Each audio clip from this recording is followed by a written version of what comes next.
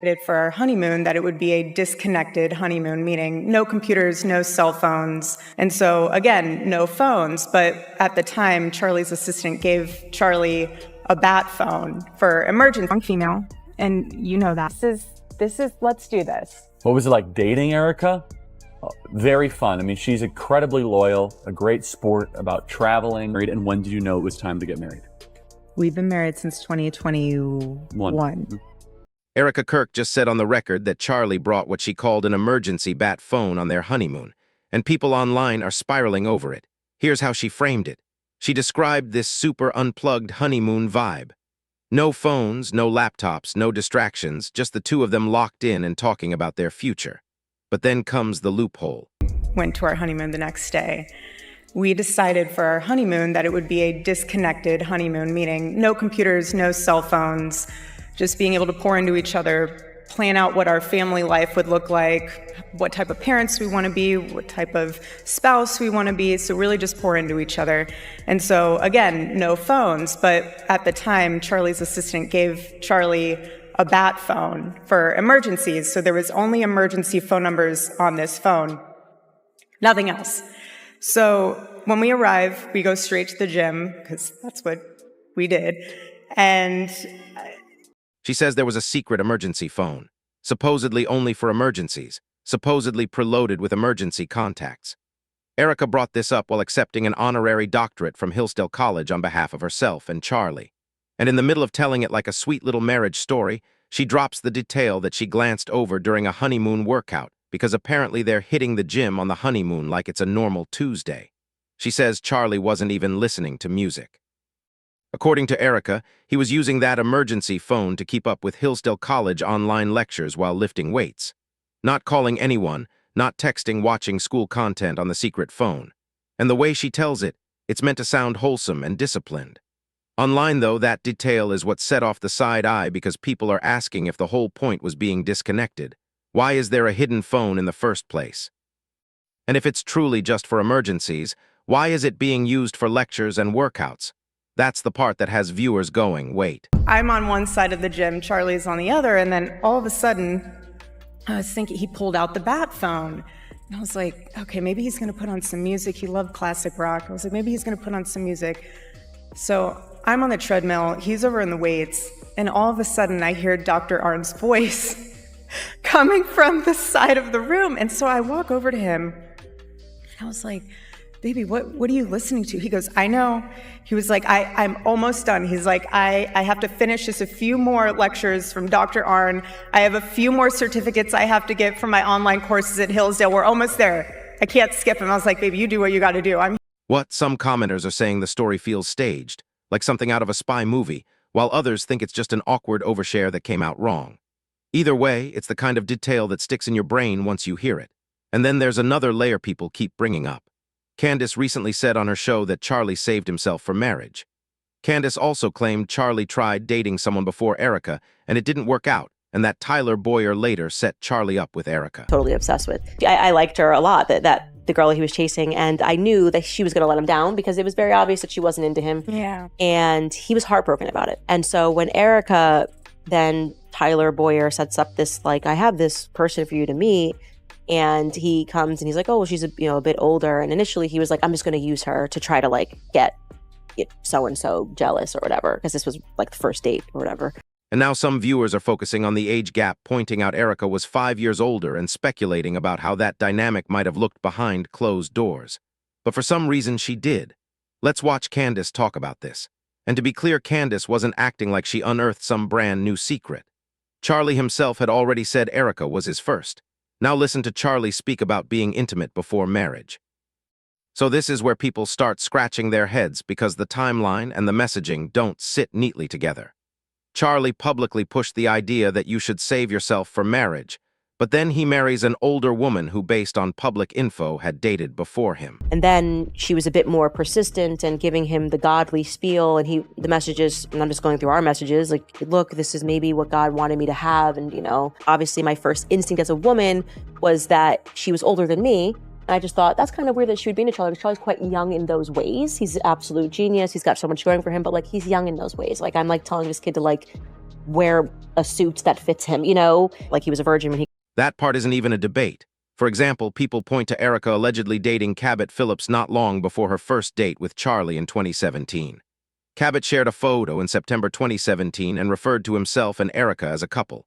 So no, this isn't just a random guessing. The claim here is simple. Erica dated before Charlie, and there are public posts people use as receipts to back that up.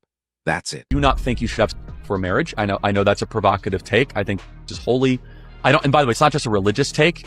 I actually think that if you introduce into dating, then all of a sudden there's kind of like a dilution of what exactly will be the ultimate physical crescendo of. Now someone could say, sure, dating doesn't automatically mean anything physical happened. That's true. It's possible Erica still saved herself for marriage while dating. But critics online argue that theory feels like a stretch because before Cabot, there was also former pro baseball player Tyler Massey, who Erica reportedly dated around 2014 to 2015. There's a photo a mutual friend posted in October 2014, and one of the hashtags says cute couple. Deep in there. Give them a cleavage. People want cleavage. Showcase it. Sells, babe. Sells. That's me. It's not within the confines of marriage. People also bring up that Tyler Massey, who goes by JT Massey, appears with Erica in an audition tape for The Amazing Race. And in that tape, viewers focus hard on what Erica says to JT. So here's the question people keep asking. Does that sound like someone who's truly living by the save it for marriage rule, or does it sound like somebody who's already been around the block? And that's where the internet spins into three lanes. Either Erica didn't follow that rule or she did, but people are twisting normal dating into something it doesn't prove, or Charlie knew she had dating experience and married her anyway, which would mean his private choices didn't match his public preaching. Pick the lane you think is most believable. And circling back to that honeymoon emergency phone story, this is why critics say the vibes feel off, because the details keep stacking up in a way that makes some viewers go, wait, what's really the truth here? Erica on another lie, a big lie. First she said, oh, he never texted Dan Flood or whatever. I have his phone. And then I was like, Andrew Colvett told me, and my source had access to Dan Flood's messages. Then she admitted he did receive a message, but she said she received that message on a chat that clears, like a Telegram chat. Well, guess what? I went back to that source and they said it was an iMessage. A bat phone that's supposedly only for emergency contacts, but somehow Charlie can log in and listen to classes on it. That's a weird combo. And people are also like, wait, he saved himself for marriage. But the first move on the honeymoon is straight to the gym. Then he's lifting weights while listening to Hillsdale lectures on an emergency phone. The whole picture just sounds off to a lot of viewers, and that's the pattern people say they notice with Erica's stories. They don't land like real-life moments, and they don't always make sense to the crowd. Critics think it often feels like she's trying to frame things early, so if something awkward comes out later, it already sounds normal because she mentioned it first. Like, why even bring up that Charlie had a bat phone on the honeymoon in the first place? That detail is what makes people pause, because if it's truly irrelevant, why highlight it at a big public event? Maybe we're reading too much into it, but some viewers say it comes off a little too polished, like it was rehearsed.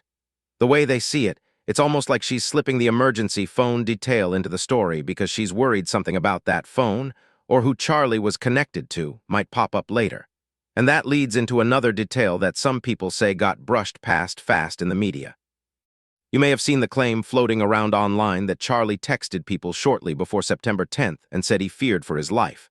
Now, here's what Candace says she found. Candace claims Erica told different versions of what those messages were and where they were sent. According to Candace, when the claim first went public, Erica denied it. Then later, Erica said Charlie did send something like that on Telegram. But Candace now says Erica changed the story again, and that the messages were actually an iMessage on Charlie's phone, and Candace says it was verified through Dan Flood's phone. Let's listen to Candace talk about this. And here's the part that has people asking blunt questions. If there's still an active investigation, why does Erica have Charlie's phone at all? That phone could be evidence. Erica has claimed the feds never confiscated it, and that it was simply left with her without being fully gone through. That's a serious claim. And if it's true, people wonder why standard procedures wouldn't apply. Does that sound like a normal procedure in a high-profile assassination case? Because a lot of people hear that and instantly go, yeah, something's not right. Now, let's circle back to that honeymoon bat phone story, because online speculation has gotten loud. Some people are claiming Erica twisted the story and that she was actually the one with the emergency phone, and they tie that into a bigger honeypot narrative they've been pushing. That's speculation, but it's what's been spreading. One user on X wrote, "I feel like she's telling on herself without realizing it, and she was the one with the bat phone for evil purposes. Also, it would make more sense if she were the one uninterested in having an intimate relationship because she never loved him. She was there to do a job. That's it. Flipping the story to make it about Charlie is only going to get attention because no one's interested in her, but it was actually her story, and it was an evil one." And then someone else said, "Erica Kirk always was a military honeypot operation." Now drop your thoughts in the comments because I know people are going to have opinions on this one. And make sure you like the video, subscribe to the Fame Spot channel, and share this with someone who's been following this drama too. And I'll see you on the next one.